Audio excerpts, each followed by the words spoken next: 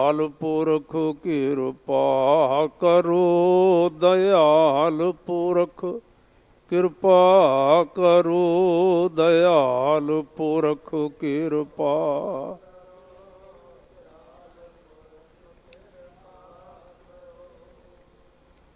सतगुरु महाराज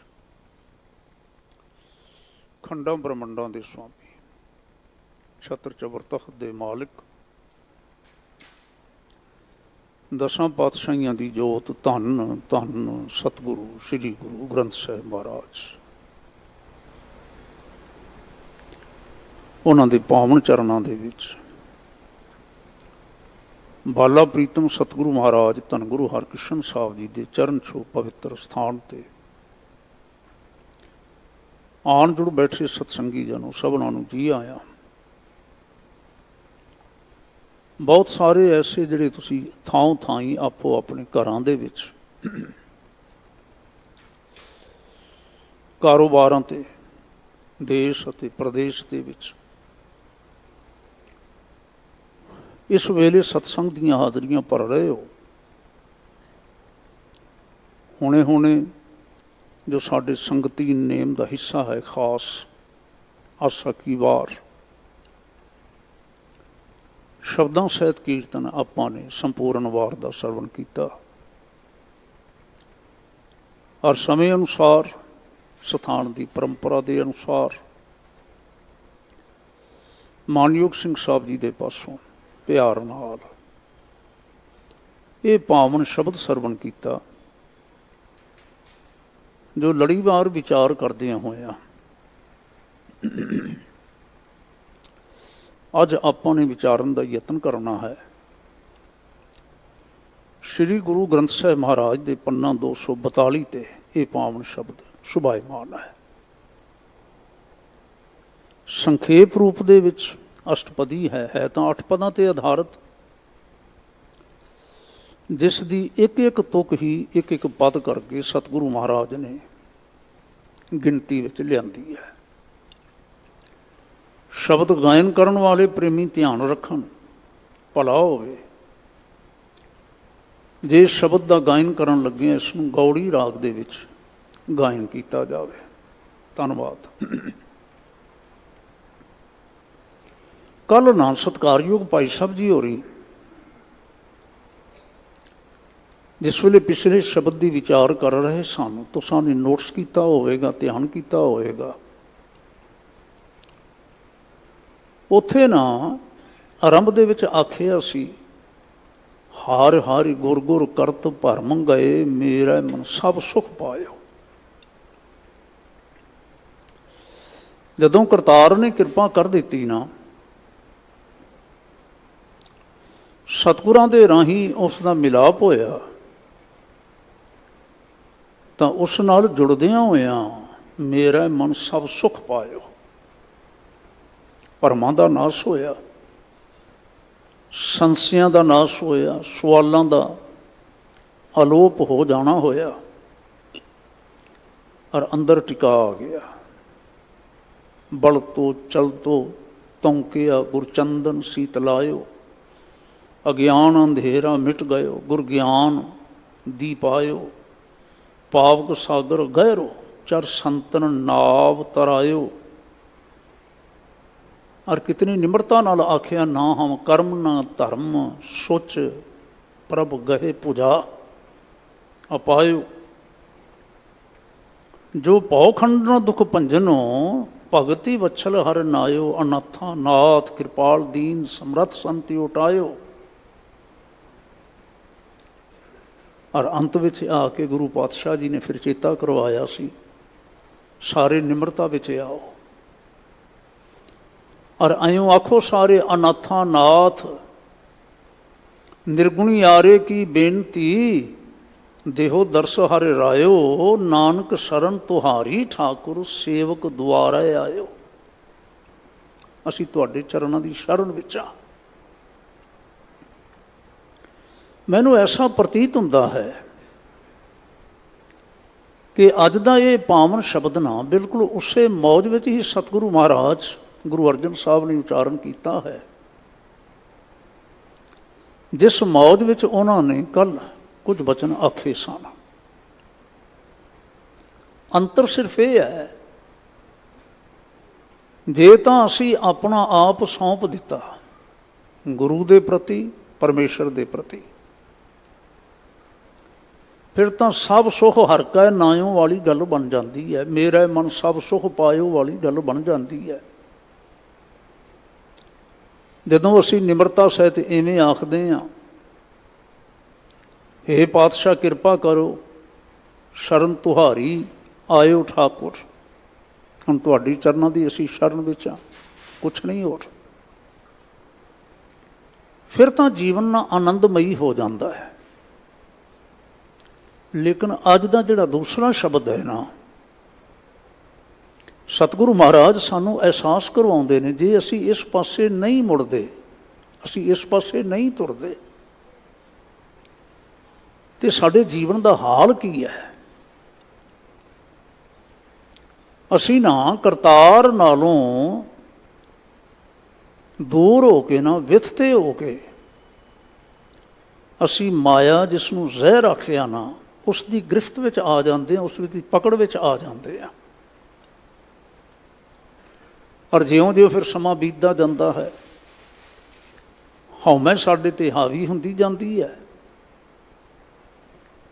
ਅਤੇ ਹਉਮੈ ਦੇ ਕਰਕੇ ਬਸ ਸਭ ਕੁਝ ਮੈਂ ਹੀ ਹਾਂ, ਮੈਂ ਹੀ ਹਾਂ, ਅਤੇ ਮੈਂ ਦੀ ਪਾਲਣਾ ਕਰਨ ਦੇ ਵਾਸਤੇ ਨਾ ਅਸੀਂ ਫਿਰ ਸਭ ਕੁਛ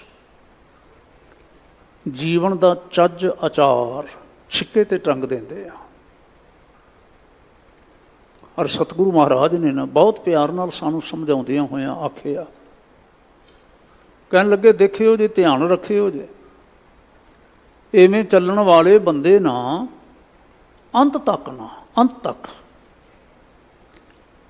ਜੇ ਕਿਤੇ ਇਵੇਂ ਭਟਕਦੇ ਹੀ ਰਹਿਣ ਨਾ, ਤਾਂ ਉਹਨਾਂ ਦਾ ਅੰਤ ਭਾਵ ਉਹਨਾਂ ਦਾ ਹਸ਼ਰ ਦੁਖਦਾਈ ਹੁੰਦਾ ਹੈ, ਪੀੜਤ ਹੁੰਦਾ ਹੈ।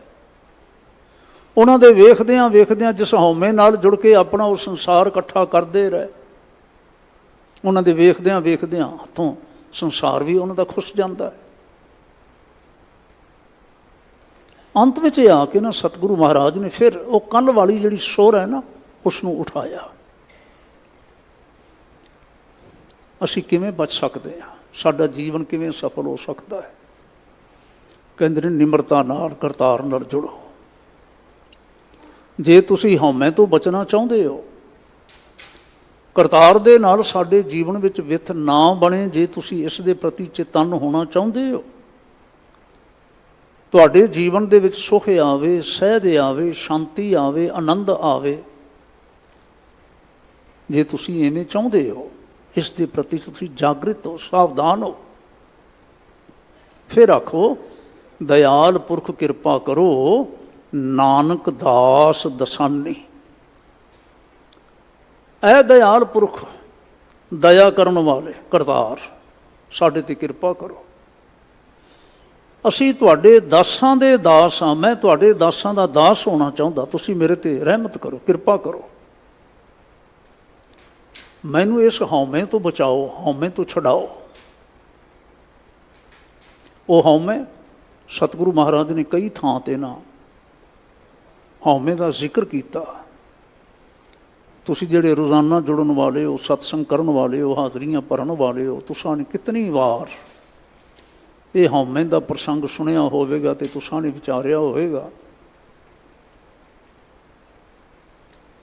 ਜੇ ਅਸੀਂ ਨਾ ਇਸ ਪੱਖ ਤੋਂ ਸਾਵਧਾਨ ਨਾ ਹੋਈਏ, ਹਉਮੈ ਨਾਮੈ ਨਾਲ ਵਿਰੋਧ ਹੈ, ਦੋਏ ਨਾ ਵਸੇ ਇੱਕ ਠਾਏ। ਨਾਮ ਆਖਿਆ ਗਿਆ ਪਰਮੇਸ਼ਰ ਨੂੰ, ਕਰਤਾਰ ਨੂੰ, ਕਰਤਾਰੀ ਯਾਦ ਨੂੰ। ਜਦੋਂ ਨਾ ਹਿਰਦੇ ਦੇ ਵਿੱਚ ਸਾਡੇ ਹਉਮੈ ਦਾ ਨਿਵਾਸ ਹੋਵੇ, ਤੇ ਫਿਰ ਉੱਥੇ ਰੱਬ ਜੀ ਦਾ ਨਿਵਾਸ ਨਹੀਂ ਹੁੰਦਾ। ਰੱਬੀ ਗੁਣਾਂ ਦਾ ਨਿਵਾਸ ਕਿਵੇਂ ਹੋਵੇਗਾ? ਨਹੀਂ ਹੋਏਗਾ। ਆਸਾ ਕੀ ਵਾਰ ਹੁਣੇ ਸੁਣ ਰਹੇ ਸਾਂ, ਗੁਰੂ ਅੰਗਦ ਸਾਹਿਬ ਸੱਚੇ ਪਾਤਸ਼ਾਹ ਦਾ ਵਚਨ ਆਇਆ, ਵਸਤੂ ਅੰਦਰ ਵਸਤ ਸਮਾਵੈ, ਦੂਜੀ ਹੋਵੈ ਪਾਸ। ਪਾਸ ਤੋਂ ਭਾਵ ਹੈ ਇੱਕ ਪਾਸੇ। ਵਸਤੂ ਅੰਦਰ ਵਸਤ। ਜਿਸ ਵਸਤੂ ਦੇ ਨਾਲ ਪਹਿਲਾ ਭਾਂਡਾ ਭਰਪੂਰ ਹੈ, ਜਦੋਂ ਅਸੀਂ ਉਸ ਨੂੰ ਕੱਢ ਕੇ ਪਾਸੇ ਕਰਦੇ ਹਾਂ, ਭਾਂਡੇ ਵਿੱਚ ਪੈਣ ਵਾਲੀ ਗੁੰਜਾਇਸ਼ ਤਾਂ ਕੁਝ ਹੋਰ ਤਦ ਬਣੇਗੀ ਨਾ। ਜੇ ਅਸੀਂ ਪਹਿਲਾਂ ਜਿਵੇਂ ਭਾਂਡਾ ਭਰਿਆ ਹੋਇਆ ਹੈ ਕਿਸੇ ਵਸਤੂ ਨਾਲ, ਮੰਦੀ ਵਸਤੂ ਨਾਲ ਭਾਂਡਾ ਭਰਿਆ ਹੋਇਆ ਹੈ, ਜਦ ਤੱਕ ਅਸੀਂ ਉਸ ਨੂੰ ਕੱਢ ਕੇ ਪਾਸੇ ਨਹੀਂ ਕਰਦੇ, ਉੱਥੇ ਨਿਰਮਲ ਕੁਛ ਵੀ, ਭਾਵੇਂ ਅਸੀਂ ਕਹੀਏ ਦੁੱਧ, ਭਾਵੇਂ ਅਸੀਂ ਆਖੀਏ ਅੰਮ੍ਰਿਤ, ਭਾਵੇਂ ਅਸੀਂ ਆਖੀਏ ਕੁਛ ਸ਼ੁਭ ਗੁਣ ਜਿਹੜੇ ਨੇ ਉਹ ਕਿੱਥੇ ਟਿਕਣਗੇ, ਕਿਵੇਂ ਹੋਣਗੇ?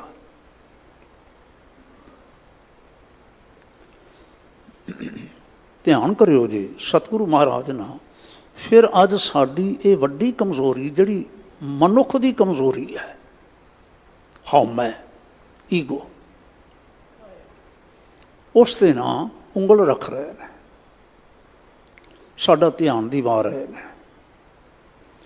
ਅਸਲ ਵਿੱਚ ਹਜ਼ੂਰ ਜੀ ਜਾਣਦੇ ਨੇ, ਧੰਨ ਗੁਰੂ ਨਾਨਕ ਸਾਹਿਬ ਸੱਚੇ ਪਾਤਸ਼ਾਹ ਪਿਤਾ ਜੀ ਜਾਣਦੇ ਨੇ ਕਿ ਮਨੁੱਖੀ ਆਚਾਰ ਨੂੰ, ਮਨੁੱਖੀ ਜੀਵਨ ਨੂੰ ਗੰਧਲਾ ਕਰ ਦੇਣ ਵਾਲੀ, ਮਾਰ ਦੇਣ ਵਾਲੀ ਇਹ ਹਉਮੈ ਹੈ। ਲੇਕਿਨ ਜਿਤਨੇ ਧਾਰਮਿਕ ਉਪਚਾਰ ਕੀਤੇ ਜਾਂਦੇ ਨੇ, ਧਾਰਮਿਕ ਸਾਧਨ ਕੀਤੇ ਜਾਂਦੇ ਨੇ, ਜਿਨ੍ਹਾਂ ਨੂੰ ਕਰਮ ਕਾਂਡ ਕਹਿ ਲੈਂਦੇ ਹਾਂ ਅਸੀਂ, ਇਹਨਾਂ ਦੀ ਉੱਥੇ ਪਹੁੰਚ ਹੀ ਨਹੀਂ ਹੁੰਦੀ, ਇਹਨਾਂ ਦੀ ਉੱਥੇ ਪਹੁੰਚ ਹੀ ਨਹੀਂ ਹੁੰਦੀ। ਬੰਦੇ ਕਰਮ ਕਾਂਡੀ ਬਣੇ ਹੋਏ ਸਾਰਾ ਜੀਵਨ ਬਸਰ ਕਰ ਦਿੰਦੇ ਨੇ, ਇਸ ਪੁਆਇੰਟ 'ਤੇ ਉਹਨਾਂ ਦਾ ਧਿਆਨ ਹੀ ਨਹੀਂ ਜਾਂਦਾ। ਅਤੇ ਮੈਂ ਐਸਾ ਪ੍ਰਤੀਤ ਕਰਦਾ ਕਿ ਸਤਿਗੁਰੂ ਗੁਰੂ ਨਾਨਕ ਸਾਹਿਬ ਜੀ ਦਾ ਇਹ ਡਾਇਰੈਕਟ ਅਪਰੋਚ ਹੈ, ਡਾਇਰੈਕਟ ਅਪਰੋਚ। ਜਿਸ ਸੁਰਤੀ ਦੇ ਵਿੱਚ ਹਉਮੈ ਟਿਕੀ ਹੋਈ ਹੈ, ਜਿਹੜੀ ਸਾਡੇ ਜੀਵਨ ਦਾ ਨਾਸ਼ ਮਾਰਦੀ ਹੈ, ਉਸ ਸੁਰਤੀ ਦੇ ਵਿੱਚ ਵਾਹਿਗੁਰੂ ਜੀ ਨੂੰ ਲਿਆਂਦਾ ਜਾਏ, ਗੱਲ ਠੀਕ ਹੋ ਜਾਏ। ਹੁਣ ਵਾਹਿਗੁਰੂ ਜੀ ਨੂੰ ਲਿਆਉਣ ਦੇ ਵਾਸਤੇ ਨਾ ਧਨ ਦੀ ਲੋੜ, ਨਾ ਤਕੜੇ ਸਰੀਰ ਦੀ ਲੋੜ, ਨਾ ਬੰਦਿਆਂ ਦੀ ਲੋੜ, ਨਾ ਕਿਸੇ ਇਕੱਠ ਮੱਠ ਦੀ ਲੋੜ। ਕਾਹਦੀ ਲੋੜ ਹੁੰਦੀ ਹੈ? ਦੇਖੋ ਨਾ, ਜੇ ਅਸੀਂ ਮਾਨਤਾ ਪ੍ਰਾਪਤ ਕਰਨੀ ਹੈ ਸੰਸਾਰ ਦੇ ਵਿੱਚ, ਧਨ ਦੀ ਲੋੜ, ਬੰਦਿਆਂ ਦੀ ਲੋੜ, ਆਲੇ ਦੁਆਲੇ ਜਿੱਧਰ ਅਸੀਂ ਜਾਈਏ ਆਈਏ, ਹਾਂਜੀ ਸਾਡੀ ਮਾਨਤਾ ਹੁੰਦੀ ਹੈ, ਲੋਕ ਸਮਝਦੇ ਨੇ ਕਿ ਇਹ ਬੜਾ ਖਾਸ ਵਿਅਕਤੀ ਹੈ, ਨਾਲ ਸਾਡੇ ਆਲੇ ਦੁਆਲੇ ਨਾਲ ਇਕੱਠ ਮੱਠ ਹੋਵੇ, ਭੀੜਾਂ ਹੋਣ, ਜਾਂ ਸਰੀਰਕ ਤੌਰ 'ਤੇ ਬੰਦਾ ਤਕੜਾ ਹੋਵੇ, ਤੰਦਰੁਸਤ ਹੋਵੇ। ਹੁਣ ਧਨ ਵੀ ਹੋਵੇ, ਤੰਦਰੁਸਤ ਵੀ ਹੋਵੇ, ਆਲਾ ਦੁਆਲਾ ਵੀ ਹੋਵੇ, ਸਾਰਾ ਕੁਛ ਹੋਵੇ, ਫਿਰ ਗੱਲ ਬਣੇਗੀ ਨਾ। ਪਰ ਜੇ ਅਸੀਂ ਕਰਤਾਰ ਨਾਲ ਜੁੜਨਾ ਹੋਵੇ, ਇਹਨਾਂ ਸਾਰਿਆਂ ਕੁਝ ਦੇ ਵਿੱਚੋਂ ਸਾਨੂੰ ਕਿਸੇ ਚੀਜ਼ ਦੀ ਲੋੜ ਹੈਗੀ ਹੈ, ਔਰ ਮਸਲਾ ਹੱਲ ਹੋ ਜਾਂਦਾ ਸਾਰਾ।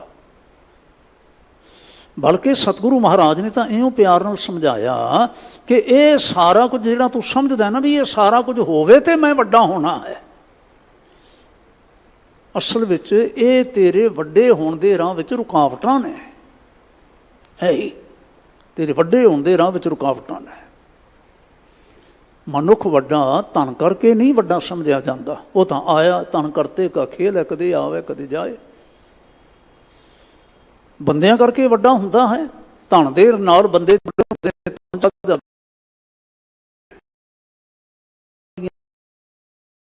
ਜਾਂਦੀਆਂ ਨੇ। ਲੇਕਿਨ ਕਬੀਰ ਸਾਹਿਬ ਜਦੋਂ ਪਿਆਰ ਨਾਲ ਆਖਦੇ ਨੇ, ਹਮ ਨਿਰਧਨ ਜਿਉਂ ਇਹ ਧਨ ਪਾਇਆ, ਮਰਤੇ ਫੂਟ ਗੁਮਾਨੀ। ਹੁਣ ਨਾ ਉਹਨਾਂ ਦੇ ਕੋਲ ਬੰਦਿਆਂ ਦਾ ਇਕੱਠ, ਨਾ ਉਹਨਾਂ ਦੇ ਕੋਲ ਧਨ ਦੇ ਭੰਡਾਰ, ਨਾ ਉਹਨਾਂ ਦੇ ਕੋਲ ਐਸਾ ਕੁਛ ਹੋਰ ਕੀ ਹੈ। ਫਿਰ ਉਹਨਾਂ ਦੇ ਪਾਸ ਨਿਮਰਤਾ, ਉਹਨਾਂ ਦੇ ਪਾਸ ਜ਼ਿੰਦਗੀ ਦੀ ਉਹ ਅਮੋਲਕ ਬਾਤ, ਜਿਸ ਕਰਕੇ ਹਿਰਦੇ ਦੇ ਵਿੱਚ ਕਰਤਾਰ ਦਾ ਨਿਵਾਸ ਹੈ, ਵਾਹਿਗੁਰੂ ਜੀ ਦਾ ਨਿਵਾਸ ਹੈ, ਹਉਮੈ ਨੇੜੇ ਨਹੀਂ ਲੱਗਦੀ। ਅਸੀਂ ਬਚਨ ਸੁਣਿਆ ਕਰਦੇ ਹਾਂ, ਪੜ੍ਹਿਆ ਕਰਦੇ ਨਾ, ਕਬੀਰ ਮੇਰਾ ਮੁਝ ਮੈਂ ਕਿਛ ਨਹੀਂ।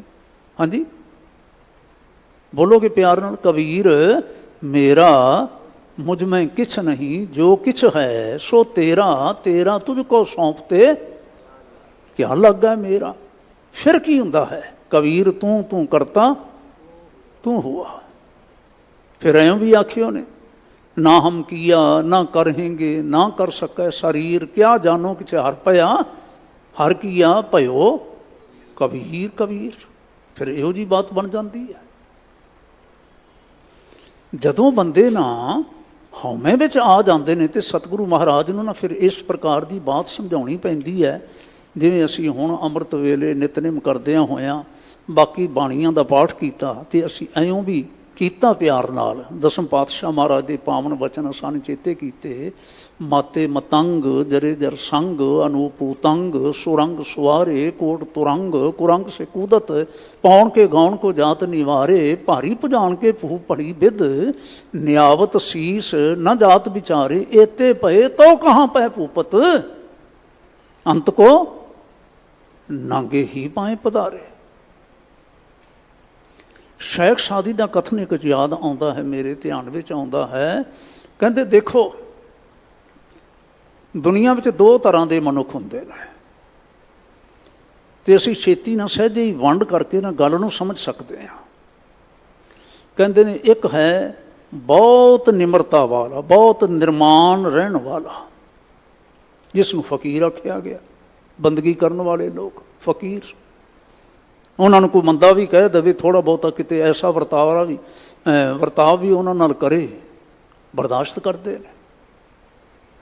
कहते ने हुण बिल्कुल अपोजिट उसके दूजे पासे जिन्हों लोग अमीर आखते हैं। अमीर धनवान भी कहते हैं। तो जदों फकीर दे नाल फारसी दे विच असीं अमीर की गल करिए ना अमीर शब्द फिर बादशाह की गल होंदी है। दूजे पासे बादशाह हुण जिहड़ी बादशाह की शाही है ना वो काहदे ते टिकी हुई है। वो टिकी हुंदी है सारी हौमे ते। सारी हौमे ते टिकी हुंदी है। आ मेरा है ओ मेरा है आओ मेरा है आ मेरा है। किसी दूजे की गल का कोई मतलब ही नहीं रह जाता उसके सामने। मानयोग जी कहते हैं ये जिउंदियां दीयां बातां ने ना सारियां। लेकिन जदों किते ओ दिन आउंदा है ना ओह अज कज़ा जदों मौत का दिन आ जाता है कहन लगे उस दिन वो शाही बंदगी बरखास्त दोवें खत्म हो गए। जिस वेले सुआस बंदे दे पूरे होए ना शाह दी शाही रही ना फकीर दी फकीरी रही बंदगी रही। दोवें ही एक पासों शाही चली गई दूजे पासों बंदगी चली गई समान हो गए तो एको जैसा। फिर मानयोग जी प्यार नाल आखदे ने कहंदे ने जे कोई मनुख होना उस कबर नूं खोदन का यतन करे जिस कबर दे विच बादशाह पिया होया सी जिस दे नां दे डंके वजदे सन जिहड़ा किसी नूं बर्दाश्त नहीं करदा सी किसी नूं परवान नहीं करदा सी। हाँ जी ते नाल दूजी को कबर भी खोद देवे जिस कबर दे विच फकीर पिया होया है फकीर दा शरीर पिया होया है।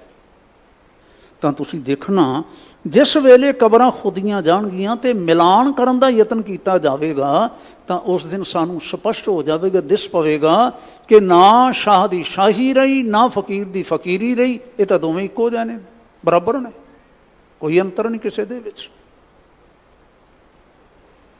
ना शनासत तवंगर अज दरवेश। अज फिर कोई पछाण नहीं हो सकती ਇਹਦੇ ਵਿੱਚੋਂ बादशाह कौन है तो ਇਹਦੇ ਵਿੱਚ फकीर कौन है। सतगुरु महाराज ने बड़े प्यार नाल ना सानू यह गल अज समझाई फिर मुड़ के समझाई। ਜਿਹੜੇ ਅਸੀਂ कई बार पढ़ते हैं मैं जिवें पहला अर्ज की है सतगुरां ने साडी अंदर दी इस कमज़ोरी नूं दूर करन वास्ते सीधे तौर ते ना इस ते उंगल रखी है।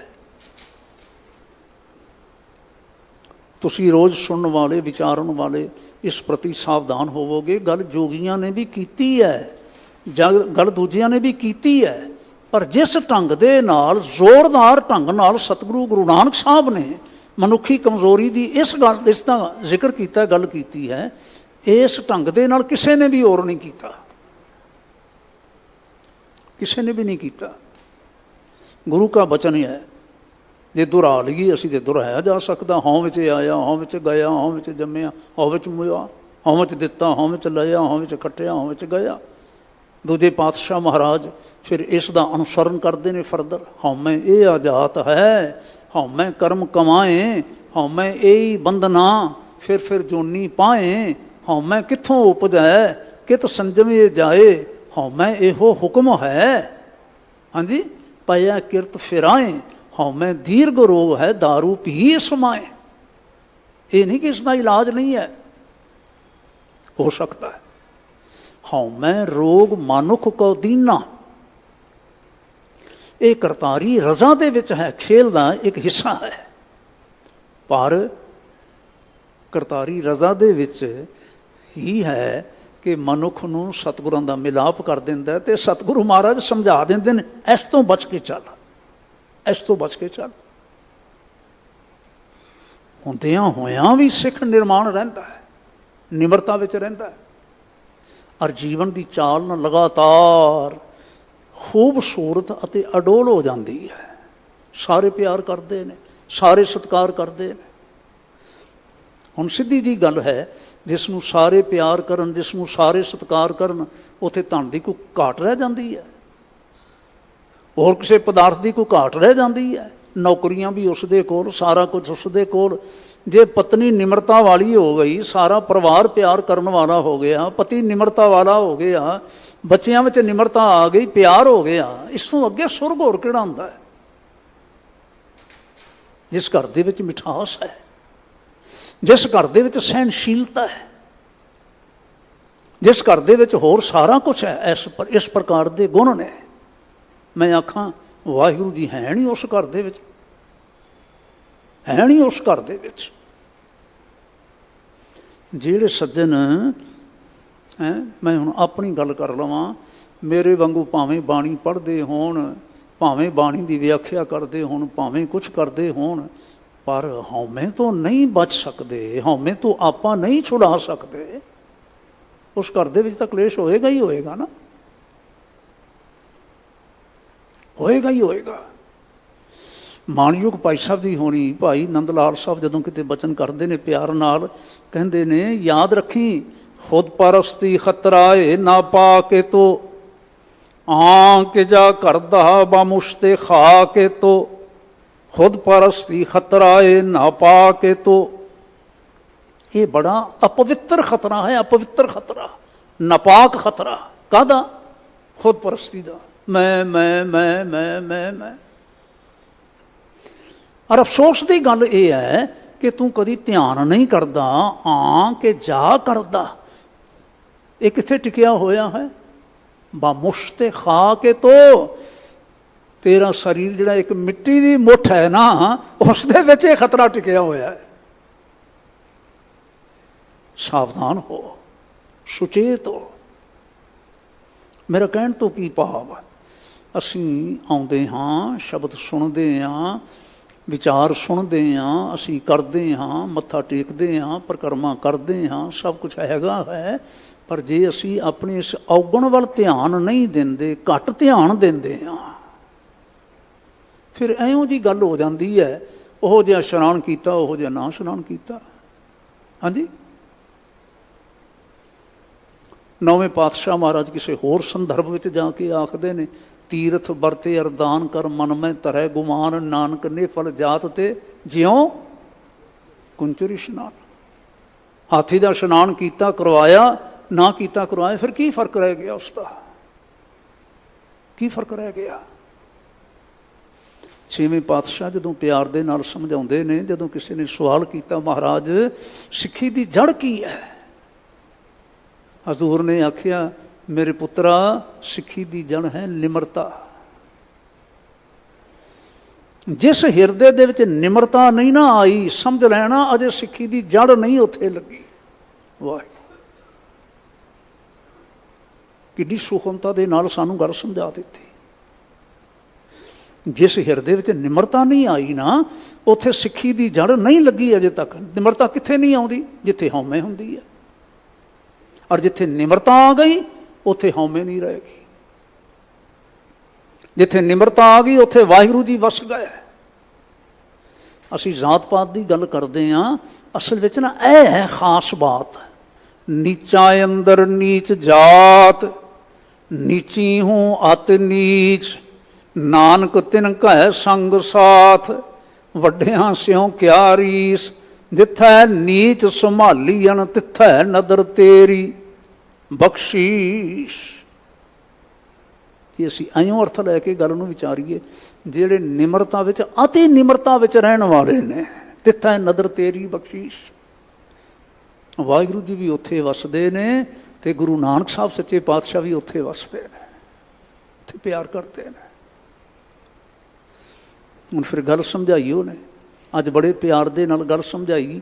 ਪੰਜਵੇਂ ਪਾਤਸ਼ਾਹ ਸਾਹਿਬ ਨੇ ਕਹਿਣ ਲੱਗੇ, ਰੰਗ ਸੰਗ ਵਿਖਿਆ ਕੇ ਭੋਗਾ, ਇਨ ਸੰਗ ਅੰਧ ਨਾ ਜਾਨੀ। ਅੰਨੇ ਨੇ ਨਾ ਜਾਣਿਆ, ਅੰਨੇ ਮਨੁੱਖ ਨੇ ਨਾ ਜਾਣਿਆ। ਕੀ ਨਾ ਜਾਣਿਆ? ਰੰਗ ਸੰਗ ਵਿਖਿਆ ਕੇ ਭੋਗਾ।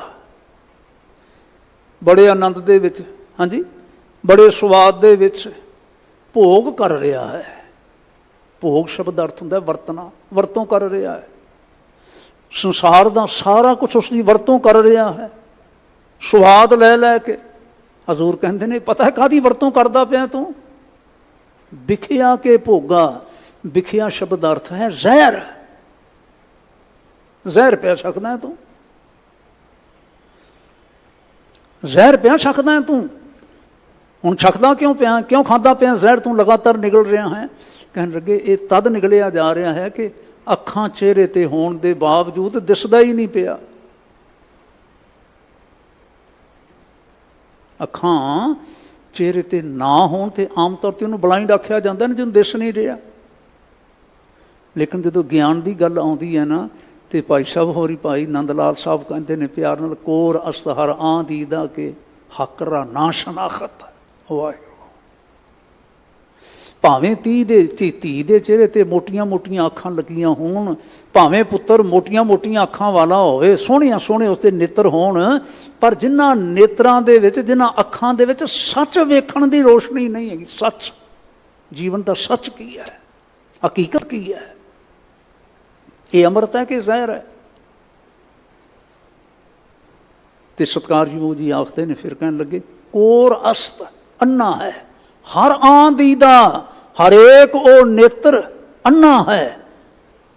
ਹਕਰਾ ਨਾ ਸ਼ਨਾਖਤ, ਜਿਸ ਨੇ ਸੱਚ ਦੀ, ਵਾਹਿਗੁਰੂ ਦੀ ਪਛਾਣ ਕੀਤੀ ਨਹੀਂ ਹੈ। ਔਰ ਪੰਚਮ ਪਾਤਸ਼ਾਹ ਮਹਾਰਾਜ ਅੱਜ ਫਿਰ ਕਹਿ ਰਹੇ, ਅੰਧ ਨਾ ਜਾਣੀ। ਅੰਧਾ ਨਹੀਂ ਜਾਣਦਾ, ਨਾ ਵੇਖਿਆ। ਅਤੇ ਬਸ ਇਸੇ ਹੀ ਇੱਕ ਮੌਜ ਦੇ ਵਿੱਚ ਆਪਣੀ 'ਚ, ਹਉ ਸੰਚੋਂ ਹਉ ਖਾਟ ਧਾਰ ਸਗਲੀ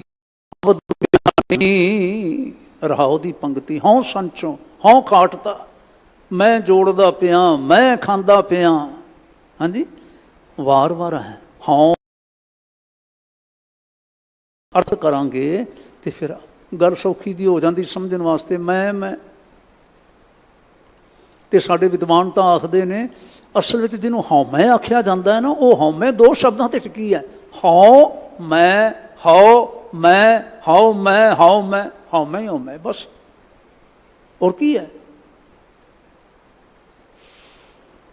ਮੈਂ ਜੋੜਦਾ ਪਿਆ, ਇਹ ਮੇਰੀ ਅਕਲ ਹੈ ਸਾਰੀ। ਇਹ ਗੱਲ ਭੁੱਲ ਹੀ ਗਿਆ ਕਿ ਜਿਸ ਕਾ ਤਨ ਮਨ ਧਨ ਸਭ ਤਿਸ ਕਾ, ਇਹ ਭੁੱਲ ਹੀ ਗਿਆ। ਸੋਈ ਸੁਘੜ ਸੁਜਾਨੀ, ਇਹ ਸਾਰਾ ਕੁਝ, ਸਾਰੀਆਂ ਦਾਤਾਂ, ਸਭੋ ਕੁਛ ਕਰਤਾਰ ਦੇ ਹੱਥ ਹੈ, ਕਰਤਾਰ ਦੇ ਵਸ ਹੈ। ਬੰਦਾ ਜਿੰਨਾ ਮਰਜ਼ੀ ਨਾ ਕੁੰਟ ਚਾਰ ਦਾ ਦਿਸ ਭਰਮਿਓ ਕਰਮ ਕਿਰਤ ਕੀ ਰੇਖ, ਸੂਖ ਦੂਖ ਮੁਕਤ ਜੋਨ ਨਾਨਕ ਲਿਖਿਓ ਲੇਖ। ਕੱਕਾ ਕਾਰਨ ਕਰਤਾ ਸੋ, ਲਿਖਿਓ ਲੇਖ ਨਾ ਮੇਟਤ ਕੋ, ਨਹੀਂ ਹੋਤ ਕਛ ਦੋ ਬਾਰਾ। ਕਰਨਾ ਹਾਰ ਨਾ ਭੁੱਲਣ ਹਾਰਾ, ਕਾਹੂ ਪੰਥ ਦਿਖਾ ਰਿਹਾ ਆਪੈ। ਕਰਤਾਰ ਕਿਰਪਾ ਕਰਦਾ ਹੈ ਅਤੇ ਭੁੱਲਿਆਂ ਹੋਇਆਂ ਨੂੰ, ਉਜੜ ਰਿਹਾ ਪਾਇਆਂ ਹੋਇਆਂ ਨੂੰ ਵੀ ਸਿੱਧੇ ਰਾਹ ਤੋਰ ਦਿੰਦਾ ਹੈ। ਕਾਹੂ ਉਦਿਆਨ ਭਰਮਤ ਪਛਤਾਪੈ। ਜਦੋਂ ਬੰਦਾ ਸਿਆਣਪਾਂ ਦੇ ਡੇਰਾ ਲਾ ਲੈਂਦਾ ਤੇ ਚੰਗਾ ਭਲਿਆ ਤੁਰਿਆ ਜਾਂਦਾ ਵੀ ਭੁੱਲ ਜਾਂਦਾ। ਉਦਿਆਨ ਭਰਮਤ ਪਛਤਾਪੈ, ਆਪਨ ਖੇਰ ਆਪ ਹੀ ਕੀਨੋ, ਜੋ ਜੋ ਦੀਨੋ ਸੋ ਨਾਨਕ ਲੀਨੋ। ਸਤਿਗੁਰੂ ਤਾਂ ਇਹ ਸਮਝਾਉਂਦੇ ਪਏ ਨੇ, ਜੋ ਜੋ ਦੀਨੋ ਸੋ ਨਾਨਕ ਲੀਨੋ। ਜੋ ਜੋ ਕਰਤਾਰ ਦਿੰਦਾ ਹੈ, ਕਿਸੇ ਦੀ ਝੋਲੀ ਵਿੱਚ ਪਾਉਂਦਾ ਹੈ, ਉਹੀ ਕੁਛ ਉਸ ਨੂੰ ਪ੍ਰਾਪਤ ਹੁੰਦਾ ਹੈ, ਹੋਰ ਕੁਛ ਪ੍ਰਾਪਤ ਨਹੀਂ ਹੁੰਦਾ। ਬੰਦਾ ਸਮਝਦਾ ਸਾਰਾ ਕੁਛ ਮੈਂ ਕਰਦਾ। ਜੇ ਅਸੀਂ ਹੋਰ ਬਰੀਕੀ ਨਾਲ ਵਿਚਾਰਨ ਦਾ ਯਤਨ ਕਰੀਏ, ਅਸੀਂ ਜਨਮ ਆਪਣੀ ਮਰਜ਼ੀ ਨਾਲ ਲਿਆ? ਕਿਸ ਨੇ ਆਪਣੀ ਮਰਜ਼ੀ ਨਾਲ ਜਨਮ ਲਿਆ ਹੈ? ਕਿਸ ਨੇ ਮਾਪੇ ਆਪਣੀ ਚੁਆਇਸ ਨਾਲ ਪ੍ਰਾਪਤ ਕੀਤੇ ਨੇ? ਸਭ ਕੁਝ ਤਾਂ ਰੱਬੀ ਦਾਤ ਹੈ, ਸਭ ਕੁਝ ਤਾਂ ਉਸ ਦੇ ਵਸ ਵਿੱਚ ਹੈ। ਸਾਡੀ ਹਉਮੈ ਦਾ ਕੀ ਟਿਕਾਣਾ ਹੈ? ਉਹੀ ਗੱਲ ਜਿਹੜੀ ਸਤਿਕਾਰਯੋਗ ਭਾਈ ਸਾਹਿਬ ਦੀ ਹੋਰੀ ਪਹਿਲਾਂ ਕਰ ਗਏ ਕਿ ਆਂ ਕੇ ਜਾਂ ਕਰਦਾ ਬਾਮੁਸ਼ਤੇ ਖਾਕ, ਉਹ ਅਸੀਂ ਹੈਗੇ ਮਿੱਟੀ ਦੀ ਮੁੱਠ ਜਿਹਦੇ ਵਿੱਚ ਸਵਾਸ ਆਇਆ ਤੇ ਆਦਮੀ ਹੋ ਗਏ, ਤੇ ਨਾ ਸਵਾਸ ਆਇਆ ਤੇ ਕੀ ਹੋਇਆ ਬਾਕੀ? ਉਹਦੇ ਵਿੱਚ ਅਸੀਂ ਹਉਮੈ ਰੱਖਦੇ ਹਾਂ ਆਪਣੀ। ਹਉ ਸੰਚੋਂ ਹਉ ਖਾਟਤਾ ਸਗਲੀ ਅਵਧ ਬਿਹਾਨੀ, ਸਾਰੀ ਉਮਰ में बीत जाती रहाओ। हौं सूरा प्रधान हौं को नाही मुझे समानी, मेरे वर्गा सूरमा कोई नहीं, मेरे वर्गा प्रधान कोई नहीं, मुखी कोई नहीं, मेरे वर्गा है ही कोई नहीं। जो बनवंत आचार कुल इन्ना मन में होए गुमानी, समझदा मेरे वर्गा जवान कोई नहीं, मेरे वर्गा ठीक तुरन वाला कोई नहीं। यह भी गल है एक आचारवंत, ਜਿਹਨੂੰ ਅਸੀਂ ਕਹਿੰਦੇ ਨੇ ਸੱਭਿਅਕ ਕੋਈ ਨਹੀਂ, ਮਿੱਠਾ ਬੋਲਣ ਵਾਲਾ ਕੋਈ ਨਹੀਂ, ਚੱਜ ਆਚਾਰ ਵਾਲਾ ਕੋਈ ਨਹੀਂ, ਨਿਮਰਤਾ ਵਾਲਾ ਕੋਈ ਨਹੀਂ। ਵਾਹ, ਕੁਝ ਲੋਕ ਇਸ ਦਾ ਵੀ ਗੁਮਾਨ ਕਰਕੇ ਬੈਠ ਜਾਂਦੇ ਨੇ। ਜਿਉਂ ਉਲਝਾਇਓ ਬਾਦ ਬੁੱਧੀ ਕਾ ਮਰਤਿਆਂ ਨਹੀਂ ਬਿਸਰਾਨੀ, ਆਪਣੀ ਨਾ ਅਕਲ ਦੇ ਪਕੜ ਦੇ ਵਿੱਚ ਹੀ ਉਲਝਿਆ ਹੋਇਆ ਸਾਰੀ ਉਮਰ ਬਿਤਾ ਦਿੰਦਾ ਹੈ। ਆਪਣੀ ਅਕਲ ਦੀ, ਆਪਣੀ ਸਿਆਣਪ ਦੀ ਉਲਝਣ ਦੇ ਵਿੱਚ ਫਸਿਆ ਹੋਇਆ, ਔਰ ਇਵੇਂ ਜੋੜਦਾ ਤੇ ਆਪਣੇ ਹਉਮੈ ਦੇ ਫੁੰਕਾਰੇ ਮਾਰਦਾ ਹੋਇਆ ਤੁਰਿਆ ਜਾਂਦਾ ਹੈ। ਭਾਈ ਮੀਤ ਬੰਦਪ ਸਖੇ ਪਾਛੇ ਤਿਨਹੂ ਕਉ ਸੰਪਾਨੀ, ਭਾਵੇਂ ਭਰਾ ਨੇ ਤੇ ਭਾਵੇਂ ਮਿੱਤਰ ਨੇ ਤੇ ਭਾਵੇਂ ਸਖਾ ਨੇ। ਹਾਂਜੀ, ਬੰਦੇ ਮਾੜੀ ਦੀ ਅੱਖ ਮੀਟਦੇ ਨੇ, ਮੀਟਣ ਵਾਲੇ ਹੁੰਦੇ ਨੇ ਤੇ ਸਾਰੇ ਹੀ ਉੱਠ ਕੇ ਖੜੇ ਹੋ ਜਾਂਦੇ ਨੇ ਆਪਣਾ ਆਪਣਾ ਹਿੱਸਾ ਲੈਣ ਵਾਸਤੇ, ਆਪਣੇ ਆਪਣੇ ਕਬਜ਼ੇ ਕਰਨ ਦੇ ਵਾਸਤੇ। ਬੀਤੇ ਦੀਆਂ ਗੱਲਾਂ ਨਹੀਂ, ਅੱਜ ਦੀ ਵੀ ਇਹ ਬਾਤ ਹੈ। ਜਿਤ ਲਾਗੂ ਮਨ ਬਾਸਨਾੰਤ ਸਾਈ ਪ੍ਰਗਟਾਨੀ। ਮੈਂ ਵਿਚਾਰ ਕਰ ਰਿਹਾ ਸਾਂ, ਇੱਕ ਤਾਂ ਨਾ ਇਹ ਬਾਤ ਹੁੰਦੀ ਹੈ ਵੀ ਸਾਰੀ ਉਮਰ ਬੰਦਾ ਨਾ ਜੇ ਉਹ ਜਿਹੇ ਰੰਗ ਵਿੱਚ ਲਗਾਤਾਰ ਚੱਲਦਾ ਰਹੇ, ਅੰਤਮ ਸਮੇਂ ਸੁਤਾ ਵੀ ਉੱਥੇ ਹੀ ਰਹਿੰਦੀ ਹੈ। ਵੈਰੀ ਰੇਅਰ ਗੱਲ ਬਣਦੀ ਹੈ, ਵੈਰੀ ਰੇਅਰ। ਅਸੀਂ ਅਜਾਮਲ ਦੀ ਉਦਾਹਰਨ ਦੇ ਲਵਾਂਗੇ, ਗਣਕਾ ਦੀ ਉਦਾਹਰਨ ਦੇ ਲਵਾਂਗੇ, ਕਿਸੇ ਹੋਰ ਦੀ ਉਦਾਹਰਨ ਦੇ ਲਵਾਂਗੇ। ਅੰਤ ਸਮੇਂ ਨਾਰਾਇਣ ਚੇਤੇ ਆ ਗਏ, ਅੰਤ ਸਮੇਂ ਉਹ ਹੋ ਗਿਆ ਤੇ ਸੁਰਤੀ ਕਿਸੇ ਹੋਰ ਥਾਂ 'ਤੇ ਚਲੀ ਗਈ। ਪਰ ਜਿਸ ਨੇ ਸਾਰੀ ਉਮਰ ਕਦੀ ਗੁਰਦੁਆਰੇ ਆ ਕੇ ਮੱਥਾ ਨਾ ਟੇਕਿਆ ਹੋਵੇ, ਮਾਣਯੋਗ ਗਿਆਨੀ ਜੀ ਹੁਣੀ ਸਮਝਾਉਣ ਲੱਗੇ ਨੇ, ਗੱਲ ਤਾਂ ਮੈਨੂੰ ਬੜੀ ਪਿਆਰੀ ਲੱਗੀ ਨਾ। ਸਾਡੇ ਗੁਰਦੁਆਰੇ ਸਾਹਿਬਾਨ ਕਿੰਨੇ ਕੁ ਰਹਿ ਗਏ ਜਿਹੜੇ ਸ਼੍ਰੀ ਗੁਰੂ ਗ੍ਰੰਥ ਸਾਹਿਬ ਦੇ ਨਾਲ ਪੰਥ ਦੀ ਗੱਲ ਕਰਨ ਵਾਲੇ ਹੋਣ, ਪੰਥ ਦੀ ਮਰਿਆਦਾ ਦੀ ਗੱਲ ਕਰਨ ਵਾਲੇ ਹੋਣ। ਇਹ ਪੰਥ ਪ੍ਰਵਾਨਿਤ ਮਰਿਆਦਾ ਹੈ ਜੀ, ਇੱਥੇ ਜੀ ਮੂਲ ਮੰਤਰ ਆਇਓ ਹੈ, ਪੰਥ ਨੇ ਫੈਸਲਾ ਕਰਕੇ ਸਾਨੂੰ ਦੱਸਿਆ, ਗੁਰਮੰਤਰ ਸਾਡਾ ਆਇਓ ਹੈ, ਨਿਤਨੇਮ ਦੀਆਂ ਬਾਣੀਆਂ ਅਸੀਂ ਆਇਓ ਕਰਨੀਆਂ ਨੇ। ਮੈਂ ਐਪਰੀਸ਼ੀਏਟ ਕਰਦਾ ਪ੍ਰਬੰਧ ਨੂੰ, ਸ਼ਲਾਘਾ ਕਰਨ ਵਾਲੀ ਗੱਲ ਹੈ ਬਹੁਤ। ਅਸੀਂ ਥਿੜਕੇ ਪਏ ਹਾਂ, ਅਸੀਂ ਥਿੜਕੇ ਹੋਏ ਹਾਂ। ਪੰਥ ਦੀ ਗੱਲ ਕਰਨੀ ਅਸਾਂ ਨੇ ਭੁਲਾ ਦਿੱਤੀ। ਅਸੀਂ ਆਪਣੀ ਇੰਡੀਵਿਜੂਅਲ ਦੀ ਗੱਲ ਅੱਗੇ ਲੈ ਕੇ ਬਹਿ ਗਏ। ਕਿਸੇ ਨੇ ਕੋਈ ਡੇਰਾ ਬਣਾ ਲਿਆ, ਕਿਸੇ ਨੇ ਕੋਈ ਸਥਾਨ ਬਣਾ ਲਿਆ, ਕੋਈ ਚਾਰ ਬੰਦਿਆਂ ਦੀ ਕਿਸੇ ਸੰਪਰਦਾ ਬੰਨ੍ਹ ਲਈ, ਪੰਥਕ ਫੈਸਲੇ ਨੂੰ ਰੋਲ ਕੇ ਰੱਖ ਦਿੱਤਾ। ਸੋਚਿਆ ਹੀ ਨਹੀਂ ਧਿਆਨ ਦੇ ਨਾਲ ਕਿ ਸ਼੍ਰੀ ਗੁਰੂ ਗ੍ਰੰਥ ਸਾਹਿਬ ਦੀ ਤਾਬਿਆ, ਸ਼੍ਰੀ ਗੁਰੂ ਗ੍ਰੰਥ ਸਾਹਿਬ ਦਾ ਵਾਰਸ ਪੰਥ ਹੈ ਕਿ ਕੋਈ ਹੋਰ ਹੈ? ਸ਼੍ਰੀ ਗੁਰੂ ਗ੍ਰੰਥ ਸਾਹਿਬ ਦਾ ਵਾਰਸ ਉਹਨੇ ਤਾਬਿਆ ਪੰਥ ਹੈ ਕਿ ਕੋਈ ਸੰਤ ਹੈ? ਪੰਥ ਹੈ ਕਿ ਕੋਈ ਭਾਈ ਜੀ ਹੈ? ਪੰਥ ਹੈ ਕਿ ਕੋਈ ਪ੍ਰਧਾਨ ਹੈ? ਕੌਣ ਹੈ? ਤੇ ਪੰਥ ਕੀ ਹੁਕਮ ਕਰਦਾ ਹੈ? ਹੁਣ ਮਾਣਯੋਗ ਜੀ ਕਹਿੰਦੇ ਨੇ ਵੀ ਘਰਾਂ ਦੇ ਵਿੱਚ ਨਾ ਸਿੱਖ ਰਹਿਤ ਮਰਿਆਦਾ ਦੀ ਕਾਪੀ ਹੋਣੀ ਚਾਹੀਦੀ ਹੈ। ਤੁਹਾਨੂੰ ਵੀ ਯਾਦ ਹੋਵੇਗਾ, ਇਹਨਾਂ ਨੂੰ ਵੀ ਧਿਆਨ ਹੋਵੇਗਾ, ਇੱਥੇ ਬੈਠ ਕੇ ਅਸੀਂ ਰਹਿਤ ਮਰਿਆਦਾ ਦੀਆਂ ਗੱਲਾਂ ਕਰਦੇ ਰਹੇ ਕਈ ਸਾਲ ਪਹਿਲਾਂ, ਸਾਰਾ ਕੁਝ ਹੋਇਆ, ਵੰਡੀਆਂ ਵਰਤਾਈਆਂ ਤੇ ਅੱਜ ਵੀ ਤੁਹਾਡੇ ਹੱਥਾਂ ਵਿੱਚ ਹੋਣਗੀਆਂ। ਪਰ ਇਹ ਕਿੰਨੀ ਸਾਡੀ ਬਦਬਖਤੀ ਦੀ ਗੱਲ ਹੋਵੇਗੀ, ਮੰਦੇ ਭਾਗਾਂ ਦੀ ਗੱਲ ਹੋਵੇਗੀ, ਸਿੱਖ ਦਾ ਘਰ ਹੋਵੇ ਤੇ ਸਿੱਖ ਦੇ ਘਰ ਦੇ ਵਿੱਚ ਸਿੱਖ ਰਹਿਤ ਮਰਿਆਦਾ ਹੀ ਨਾ ਹੋਵੇ। ਕਿਉਂ ਨਾ ਹੋਵੇ ਭਲਾ? ਯਾਦ ਰੱਖਿਓ ਜੇ ਸ਼੍ਰੀ ਗੁਰੂ ਗ੍ਰੰਥ ਸਾਹਿਬ ਜੀ ਦੀ ਤਾਬਿਆ ਸਿੱਖ ਪੰਥ ਨਾਲ ਰਲ ਕੇ ਹੀ ਚੜ੍ਹਦੀ ਕਲਾ ਵਿੱਚ ਜਾ ਸਕਦਾ ਹੈ। ਪੰਥ ਤੋਂ ਬੇਮੁਖ ਹੋ ਕੇ, ਅਲੱਗ ਥਲੱਗ ਹੋ ਕੇ ਕਿਸੇ ਸਿੱਖ ਦੀ ਚੜ੍ਹਦੀ ਕਲਾ ਨਾ ਕਦੀ ਹੋਈ ਹੈ, ਨਾ ਹੋ ਸਕਦੀ ਹੈ। ਤਾਂ ਮੈਂ ਕੀ ਕਹਿਣ ਜਾ ਰਿਹਾ ਸਾਂ? ਜਿਹੜਾ ਬਚਨ ਕੀਤਾ ਪਾਤਸ਼ਾਹ ਜੀ ਨੇ, ਮਹਾਰਾਜ ਨੇ, ਜਿਤ ਲਾਗੋ ਮਨ ਬਾਸਨਾ ਅੰਤ ਸਾਈ ਪ੍ਰਗਟਾਨੀ। ਇੱਕ ਤਾਂ ਜਿਹਨੇ ਸਾਰੀ ਉਮਰ ਕਦੀ ਗੁਰਦੁਆਰੇ ਨਹੀਂ ਆਇਆ, ਕਦੀ ਪੰਥ ਦੀ ਗੱਲ ਨਹੀਂ ਕੀਤੀ, ਕਦੀ ਮੂੰਹ ਚੋਂ ਵਾਹਿਗੁਰੂ ਨਹੀਂ ਆਖਿਆ, ਅੰਤਮ ਸਮਾਂ ਕਿਤੇ ਆ ਜਾਵੇ ਤੇ ਪੋਤਰੇ ਆਖਣ ਬਾਪੂ ਆਖ ਵਾਹਿਗੁਰੂ, ਬਾਪੂ ਆਖ ਵਾਹਿਗੁਰੂ, ਨਿਕਲਦਾ ਬਾਪੂ ਦੇ ਮੂੰਹ ਚੋਂ ਵਾਹਿਗੁਰੂ। ਫਿਰ ਇਹ ਵੀ ਗੱਲ ਨਹੀਂ ਬਣਦੀ ਹੁੰਦੀ, ਔਖੀ ਬਣਦੀ ਹੈ। ਕਰਤਾਰ ਕਿਰਪਾ ਕਰੇ ਜਿਉਂਦੇ ਜੀ ਅਸੀਂ ਸਾਵਧਾਨ ਹੋ ਜਾਈਏ, ਗੁਰੂ ਕੇ ਅਖਵਾਉਣ ਵਾਲੇ ਅਸੀਂ ਸਾਵਧਾਨ ਹੋ ਜਾਈਏ।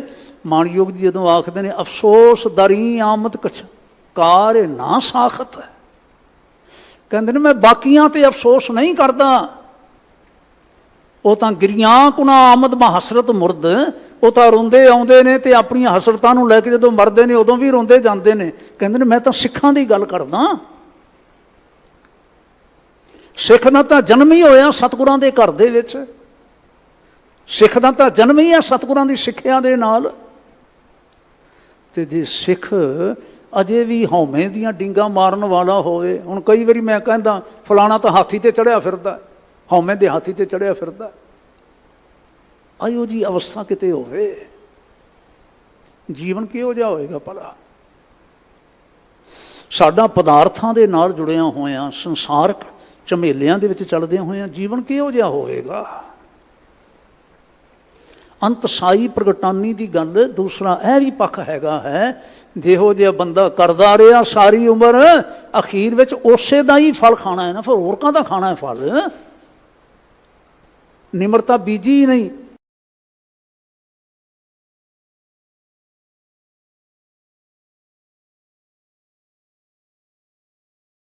ਹੋ ਸਕਦੀ ਜੇ ਲੁੱਟ ਸੁੱਟ ਦੇ ਨਾਲ ਹੀ ਧਨ ਜੋੜਦਾ ਰਿਹਾ।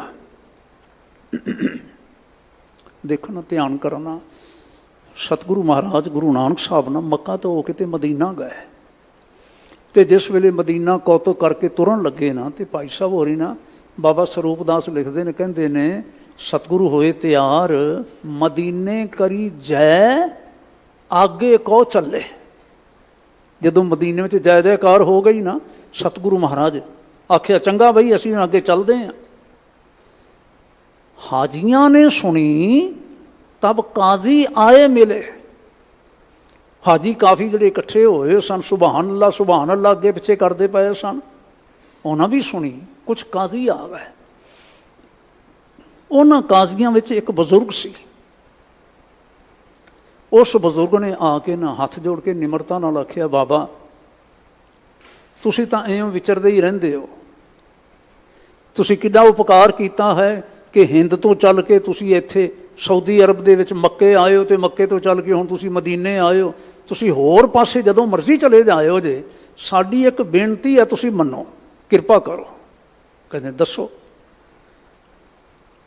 ਕਹਿੰਦੇ ਨੇ ਮਿਸਰ ਦਾ ਜਿਹੜਾ ਹਾਕਮ ਹੈ ਨਾ ਇਸ ਵੇਲੇ, ਹਾਰੂਨ, ਬੜਾ ਹੀ ਜ਼ਾਲਮ ਹੋਇਆ ਪਿਆ ਹੈ, ਬਹੁਤ ਜ਼ਾਲਮ ਹੋਇਆ ਪਿਆ ਹੈ। ਕਿਸੇ ਵੇਲੇ ਕਾਰੂ ਹੁੰਦਾ ਸੀ ਨਾ, ਖਿਮਾ ਕਰਿਓ ਜੇ ਨਾ ਥੋੜ੍ਹੇ ਜਿਹੇ ਰਲਦੇ ਨੇ, ਮੈਂ ਆਪ ਥੋੜ੍ਹਾ ਜਿਹਾ ਗਲਤ ਹੋ ਗਿਆ, ਗਲਤ ਵਾਲੀ ਬਾਤ ਹੋ ਗਈ। ਪਹਿਲਾਂ ਐਕਚੁਅਲੀ ਸੀ ਹਾਰੂਨ ਰਸ਼ੀਦ ਹੋਇਆ, ਜਿਹੜਾ ਹਜ਼ਰਤ ਮੂਸਾ ਦੇ ਵੇਲੇ ਸੀ, ਤੇ ਹਜ਼ਰਤ ਮੂਸਾ ਦੀ ਮਾਸੀ ਦਾ ਪੁੱਤਰ ਸੀ। ਮੂਸਾ ਨੇ ਬੜਾ ਸਮਝਾਇਆ, ਬਈ ਤੂੰ ਇਹ ਸਾਰਾ ਧਨ ਇਕੱਠਾ ਕਰੀ ਜਾਂਦਾ, ਜਨਤਾ ਨੂੰ ਖੋ ਖੋ ਕੇ ਸਾਰਾ ਕੁਝ ਤੂੰ ਇੰਨੇ ਖਜ਼ਾਨੇ ਜੋੜੇ ਹੋਏ ਨੇ, ਗੰਜ ਜੋੜੇ ਨੇ, ਇਹਨਾਂ ਦਾ ਕੀ ਫਾਇਦਾ ਹੈ? ਕਹਿੰਦੇ ਨੇ ਉਸਨੇ 40 ਗੰਜ ਜੋੜੇ ਸਨ। ਸਤਿਗੁਰੂ ਮਹਾਰਾਜ ਗੁਰੂ ਨਾਨਕ ਸਾਹਿਬ ਜੀ ਦੇ ਵੇਲੇ ਸਲੀਮ ਵੀ ਇਸ ਦਾ ਨਾਮ ਮਿਲਦਾ ਹੈ, ਅਤੇ ਇਸ ਦਾ ਨਾਮ ਮਿਲਦਾ ਹੈ ਫਿਰ ਕਾਰੂ, ਹਮੀਦ ਕਾਰੂ। ਉਹ ਹਾਰੂ ਰਸ਼ੀਦ ਸੀ, ਇਹ ਕਾਰੂ ਹਮੀਦ ਹੈ। ਇਹਦੇ ਬਾਰੇ ਸ਼ਿਕਾਇਤ ਹੋਈ ਬਈ ਉਹ ਕਈ ਸਦੀਆਂ ਪਹਿਲਾਂ ਹੋਇਆ ਬਾਬਾ ਜੀ, ਤੇ ਘੱਟ ਇਹ ਵੀ ਨਹੀਂ ਹੈਗਾ। ਇਹ ਕਹਿੰਦਾ ਹੈ ਕਿ ਉਸ ਨੇ 40 ਖਜ਼ਾਨੇ ਜੋੜੇ ਸੀ ਤੇ ਮੈਂ 45 ਜੋੜਨੇ ਨੇ। ਤੇ ਆਪਣੀ ਜਨਤਾ ਨੂੰ ਦੁਖੀ ਕਰ ਕਰਕੇ ਨਾ ਲੋਕ ਹਾਲ ਪਾਰਿਆ ਕਰਦੇ ਨੇ, ਲੇਕਿਨ ਫੌਜ ਦੇ ਸਿਰ ਤੇ ਕਿਸੇ ਦੀ ਗੱਲ ਸੁਣਦਾ ਨਹੀਂ ਪਿਆ। ਉਸਨੇ ਆਖਿਆ ਮੈਂ ਮੁਰਸ਼ਦ ਹਾਂ ਉਸਦਾ, ਮੈਨੂੰ ਇਹ ਆਪਣਾ ਗੁਰੂ ਮੰਨਦਾ ਹੈ, ਪਰ ਮੇਰੀ ਗੱਲ ਨਹੀਂ ਸੁਣਦਾ। ਤੁਸੀਂ ਕਿਰਪਾ ਕਰੋ, ਤੁਸੀਂ ਇਹਨੂੰ ਸਿੱਧੇ ਰਾਹ ਪਾ ਸਕਦੇ ਹੋ। ਸੰਗਤ ਜੀ, ਮੈਂ ਫਟਾਫਟ ਨਾ ਕਹਿਣ ਜਾ ਰਿਹਾ, ਥੋੜ੍ਹੀ ਜਿਹੀ ਕਾਹਲ ਨਾਲ ਮੈਂ ਚੱਲ ਰਿਹਾ। ਸਤਿਗੁਰਾਂ ਨੇ ਆਖਿਆ ਭਲਾ ਮਦੀਨੇ ਤੋਂ 1450 ਕਿਲੋਮੀਟਰ ਦਾ ਸਫ਼ਰ ਕਰਕੇ ਸਤਿਗੁਰੂ ਮਹਾਰਾਜ ਕਾਇਰਾ ਪਹੁੰਚੇ। ਕਿੰਨਾ ਮੈਂ ਆਖਿਆ ਸਫ਼ਰ? 1450 ਕਿਲੋਮੀਟਰ ਦਾ ਸਫ਼ਰ ਕਰਕੇ ਭਾਈ ਮਰਦਾਨਾ ਜੀ ਨੂੰ ਨਾਲ ਲਿਆ, ਉੱਥੇ ਪਹੁੰਚੇ ਅਤੇ ਬਾਹਰ ਮਹਿਲਾਂ ਦੇ ਵਿੱਚ ਜਾ ਕੇ ਨਾ, ਮਹਿਲਾਂ ਦੇ ਬਾਹਰ ਬੈਠ ਕੇ ਫਿਰ ਮਰਦਾਨਾ ਜੀ ਹੋਰਾਂ ਨੂੰ ਆਖਿਆ ਰਬਾਬ ਛੇੜੋ।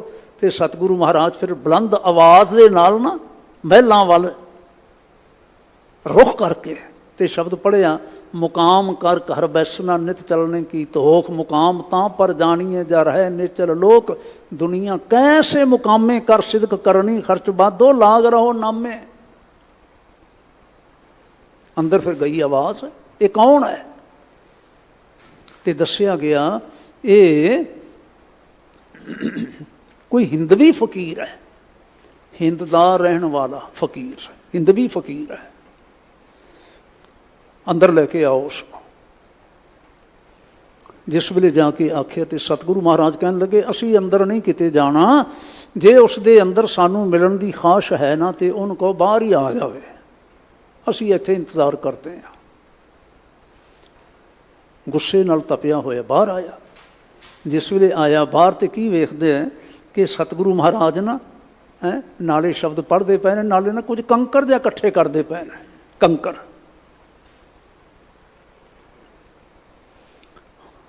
ਕਹਿਣ ਲੱਗਾ ਬਾਬਾ ਕੀ ਇਕੱਠੇ ਕਰਦਾ ਪਿਆ ਹੈ? ਹਜ਼ੂਰ ਕਹਿਣ ਲੱਗੇ ਤੁਸੀਂ ਦੇਖਦੇ ਪਏ ਹੋ ਕੰਕਰ ਪਿਆ ਇਕੱਠੇ ਕਰਦਾ। ਇਹ ਕਾਹਦੇ ਲਈ ਇਕੱਠੇ ਕਰਦਾ ਪਿਆ ਹੈ? ਕਹਿੰਦੇ ਤੁਹਾਨੂੰ ਪਤਾ ਹੈ ਨਾ ਪਰਲੋਕ ਜਾਣਾ ਹੈ ਅਤੇ ਉੱਥੇ ਜਾ ਕੇ ਬਹਿਣਾ ਹੋਇਆ, ਆਪਣੇ ਆਸਣ ਦੇ ਵਾਸਤੇ ਮੈਂ ਕੰਕਰ ਇਕੱਠੇ ਕਰਦਾ ਪਿਆ। ਕਹਿੰਦਾ ਬਾਬਾ ਇਹ ਕੰਕਰ ਅੱਗੇ ਪਰਲੋਕ ਵਿੱਚ ਕਿਵੇਂ ਜਾਣਗੇ? ਤੇ ਸਤਿਗੁਰੂ ਕਹਿਣ ਲੱਗੇ ਜਿਵੇਂ ਤੇਰੇ ਖਜ਼ਾਨੇ ਚਲੇ ਜਾਣਗੇ ਉਵੇਂ ਮੁੱਠੀ ਪਰ ਸਾਡੇ ਕੰਕਰ ਚਲੇ ਜਾਣਗੇ।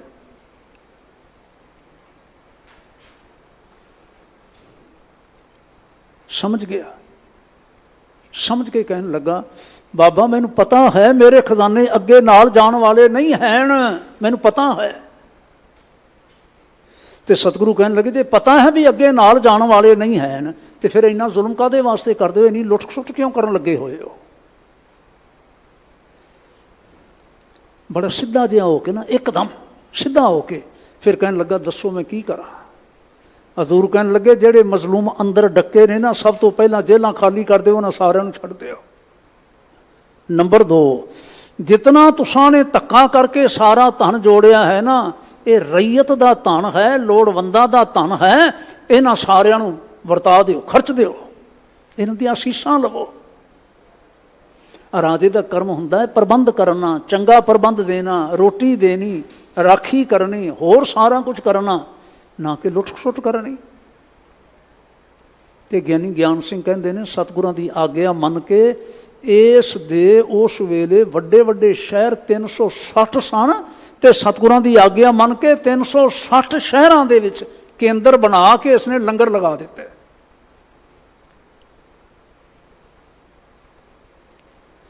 ਦਿਨ ਰਵ ਚੱਲੇ ਨਿਸਸ ਚੱਲੇ, ਤਾਰਿਕਾਂ ਲੱਖ ਬਲੋਏ, ਮੁਕਾਮ ਉਹੀ ਏਕ ਹੈ ਨਾਨਕਾ ਸੱਚ ਬਗੋਏ। कहन लगा दे अर्थ करके दसो। महाराज कहन लगे ना सूरज खड़ोता, ना चंद्रमा खड़ोता, ना कोई होर खड़ोता, ये सारे चलाएमान ने, सारे चलते ने, दिन भी ते रात भी ते बंदे भी ते सारा कुछ। ते रहना कारू ने भी नहीं हैगा, ना कारू के खजानिया ने रहना, ना इन्हां डिंगां दी लोड़ है, ना ये हौमे दे बोलां दी लोड़ है। जे जीवन सफर करना है तो इन्हां सारिਆਂ ਦਾ ध्यान रखो तो इन्हां नाल मिठे बोलां दा नाल वर्ताव करो। तुसी अपना राज छड्डिया, पुत्र नूं राज सिंघासन ते बिठाया। मानयोग ज्ञानी जी हुणी लिखदे ने प्यार दे नाल, ज्ञानी ज्ञान सिंह होनी तवारीख दे विच कहते हैं ये वरतारा वरता के सतगुरु महाराज उत्थों विदा होए। फिर ये गल्लां पुराणियां नहीं हैं। गुरमत नूं समझण वाले, मैं सिर्फ एक इशारा कर देना तो समाप्ति करदा। गुरमत नूं समझण वालियां विचों भाई लखी शाह जी विद्वान कहते हैं ना शाह नहीं है ऐसी, शाह तां वेले दे शहनशाह ने लकब दिता, ना तो असी केवल लखी। लेकिन एडी वड्डी शख्सियत होए, इन्ने अमीर होए, एडा तकड़ा बनज करने वाले होए, सारा कुछ करने वाले होए, बादशाह ने उन्होंने शाह का लकब दिता। लखी शाह बनजारा, बनजारा हो गए। लेकिन थां थां ते सरावां बनाने वाले, थां थां ते खूह लवाने वाले, थां थां ते लंगर चलाने वाले, थां थां ते सारा कुछ करने वाले, जदों किते एक दिन ये पता लगता है ना, आके आखदे ने कि सतगुरु महाराज गुरु तेग बहादुर साहब दा शीश कट दिता है, तो उत्थे शीश पिया होया है, तो धड़ भी पिया है, भाई कोई संभालने वाला नहीं हैगा। देखो सारा कुछ वार ने कर दिता। ਜਿਹੜੇ सतगुरु महाराज सानू धर्म का राह दसदे ने, उन्हां दा जे शीश उत्थे चौराहे विच पिया होया है, उन्हां दा धड़ उत्थे बेसंभाला पिया होया है। लखी शाह बनजारा की होया, की उहदा वणज होया, की उहदा वपार होया। फिर धड़ उठा के लैके गए। 95 वरे दी उम्र, मैं हैरान हो जाता। साडे साखीकारां ने एवें चिन्नात्मक तौर पर माड़े ਜਿਹੇ इशारे किए ने, ये पता ही नहीं एडे वड्डे धनाड़ सन। लखी नगाहिया लै गए, तू खड़ा तमाशा देख। लेकिन 5 सालों बाद भावें चलाना कर गए, 80 में चलाना कर गए, 1680 में नगाहिया मुड़ के दिल्ली नहीं वड़े, हेमा मुड़ के दिल्ली नहीं वड़िया। ये सारे आनंदपुर साहब शहीद हो गए, तो यह सारी रियासतां जड़ियां बनियां होईयां सी सारियां खुरद-बुरद हो गई, वार ने कर दिता।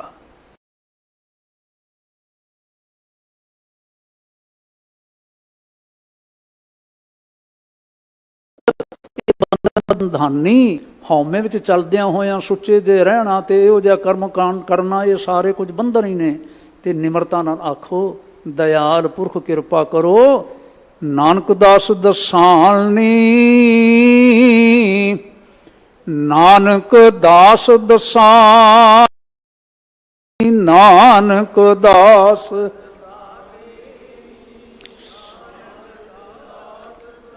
दयाल पुरख किरपा करो, दयाल पुरख किरपा करो, दयाल पुरख।